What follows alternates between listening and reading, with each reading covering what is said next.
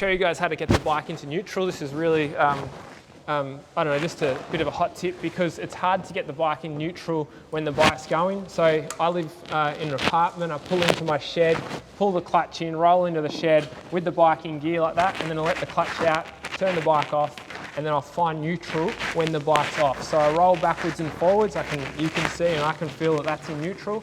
So you want to roll back, forwards, and then somewhere in the middle, you go all the way down, make sure you're in first while you're doing that. And then you want to go halfway up, so just a little click up, and then you can see it's in neutral. Really easy. Now if you do that and put it in neutral while the bike's going, it's difficult.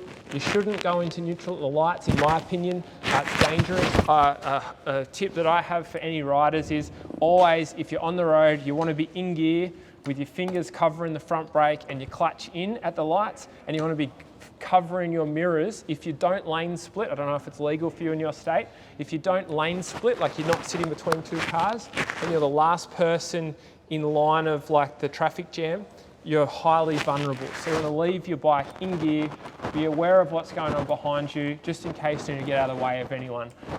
And I always cover the front brake, all that type of thing.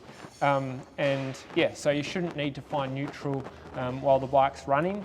Obviously you want to start the bike when it's in neutral as well, as best you can. I recommend that. You've got a neutral light here on the Speedo, so I might get Ethan to come and show us that.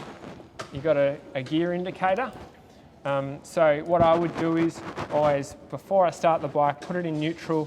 You've got to pull the clutch in, you then start it, it's very easy. But you have to let the clutch out at some point, obviously. Your neutral light's on. I want you to never take for granted that it's actually in neutral in case you've selected a skinny neutral. So I would always let the clutch out slowly as if the bike is in gear and going to take off. So never had that happen, but it's just good habit to be in. Obviously the light should work all the time and you shouldn't be in a skinny neutral, or a false neutral, sorry, but it can happen.